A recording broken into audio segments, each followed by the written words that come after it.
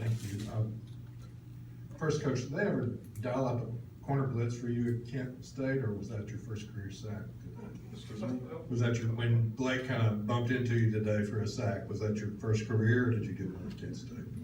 Well, I think that on occasion, more than on occasion, when there's a scramble, everybody seems to get attracted to me.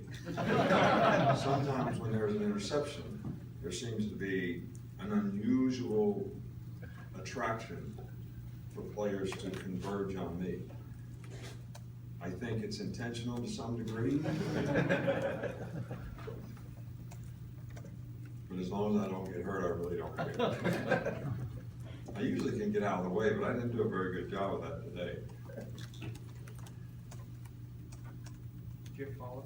Mark, we'll come over here and Mark up front.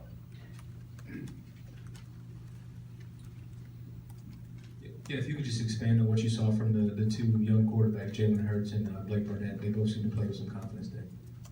Well, I think both guys made some good throws. Both guys showed their athleticism in terms of ability to extend plays, and we certainly look a little faster, a little quicker in terms of how we're moving on offense when those two were in there, especially in the first half. But there's also many occasions where should have thrown the ball hot, didn't, got sacked, should have got rid of the ball, tried to run around, lost 20 yards on a sack. So some of the inexperience shows in some of the negative plays that sort of are like unforced errors in tennis. You know, you don't really need to be taking these plays. If you really knew what you were doing, it has nothing to do with ability, has everything to do with awareness, experience, knowledge, and then reacting to what happens. And I think that that's going to be the key to the drill with those guys in terms of their development. But they both did some really good things today. In the middle with John. And let me say this, who you're playing against matters. So the twos were playing against the twos. Our two defense is probably not as good as the two offense, in all honesty, especially with, you know, when Jonathan Allen and Dakota Ball, who are both in the two deep, are not in there, then all of a sudden the guys playing on the twos are the threes. Holcomb didn't scrimmage today. He's got a slight concussion. So, and I think that the depth on defense is one of the concerns that we have. So it wasn't surprising to me that the second offense was able to move the ball effectively. But, you know, the first defense played a little better. We have some guys that are mismatch problems in pass rush that really make it more difficult for the quarterbacks to operate. So all these factors are things that you don't look at on the surface, you just kind of look at the result, and then you start drawing conclusions without sort of looking at all the facts. Just wanted to see how you would assess the first team offensive line, and within that, just how difficult it was to stop Tim Williams coming in. First of all, we don't really have a first team offensive line. Those just happen to be the guys that went with the first team today.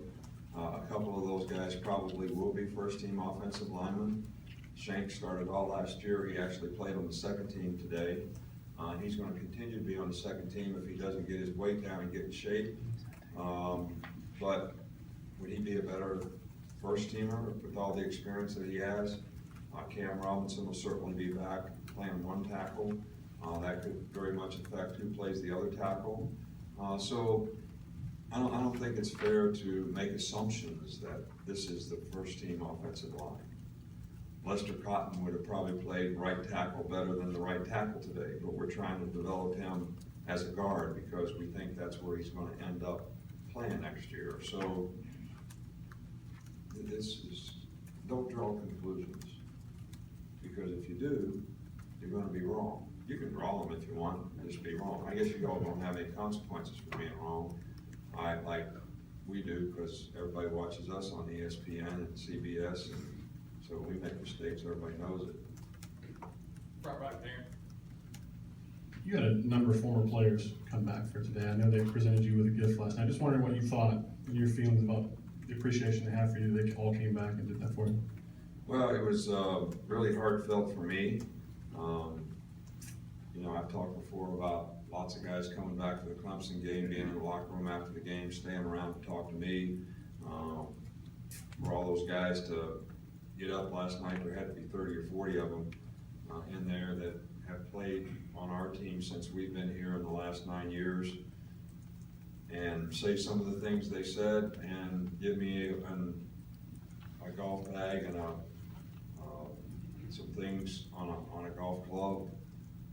You know, very, very touching, but at the same time, it's exactly what we're trying to do in terms of helping people be more successful in the program, whether it's their personal development, the lessons that they learn so they can be more successful in life, whether it's making sure they get an education so they have a better chance at quality of life, and how they develop as football players.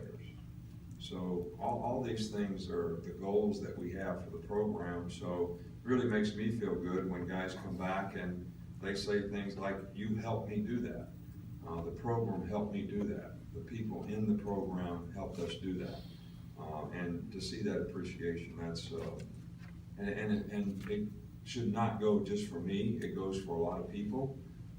I drive the bus, but we got some really quality people here in a lot of ways from our administration, right on down, that contribute to having the kind of program that we have that helps the players benefit and create value for themselves.